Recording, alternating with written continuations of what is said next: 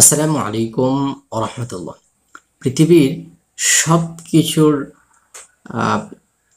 যে মূল্য, একজন মা যিনি, তার কাছে তার সব কিছুর চেয়ে মূল্যবান হচ্ছেন তার সন্তান। এই বর্তমান যুগে অনেক কিছুই আমরা সবাই সবার অবস্থান থেকে অনেক দায়িত্বের ক্ষেত্রে অবহেলা করি, যেটা অহরহই সোশ্যাল মিডিয়ায় ছড়িয়ে পড়ে।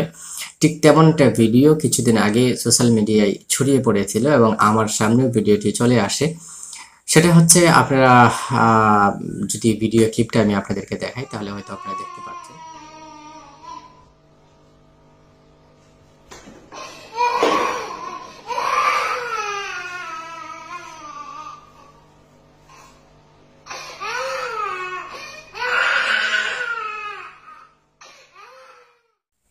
এই যে এই ভিডিও ক্লিপটি আপনারা দেখলেন, সেখানে দেখতে পাচ্ছেন যে একজন মা তার ভিডিও করার স্বার্থে তার বাচ্চাটা যখন গাড়ি থেকে পড়ে যায়, তার অনুভূতি কি এবং তার পরিস্থিতিটা পাবলিকলি জানানোর জন্য সেই বাচ্চাটাকে সে যেখানে উচিত ছিল সাথে সাথে স্নেহ করা, আদর করা, সেটা সে করছে না।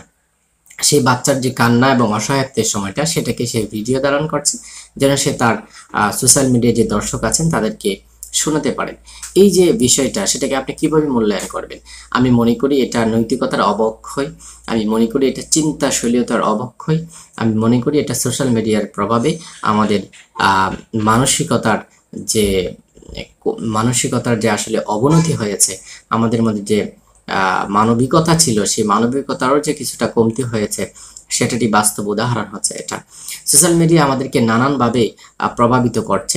তার মধ্যে একটা হচ্ছে এটা, বর্তমানে সোশ্যাল মিডিয়াতে একটা বিষয়ের ভিডিও বা কন্টেন্ট খুবই জনপ্রিয় হয়েছে, সেটা হচ্ছে কাপল ভিডিও অথবা নিজের লাইফ কেন্দ্রিক যে ভিডিওগুলো রয়েছে, অর্থাৎ নিজের ব্যক্তিগত জীবনকে তুলে ধরা।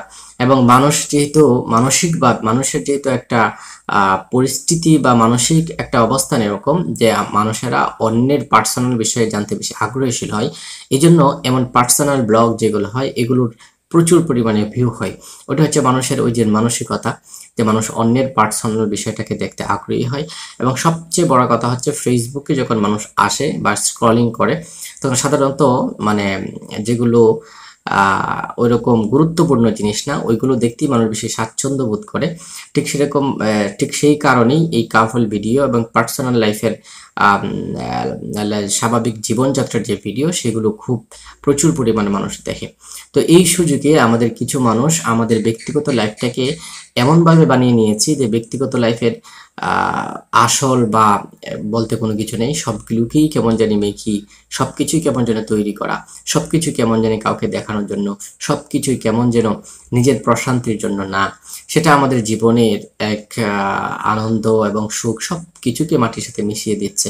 আমরা সোশ্যাল মিডিয়ার সামনে আমাদের নিজেদেরকে সুখী উপস্থাপন করলেও তার আড়ালে আমরা খুবই বাজেভাবে অসুখী মানুষে পরিণত হয়ে যাচ্ছি।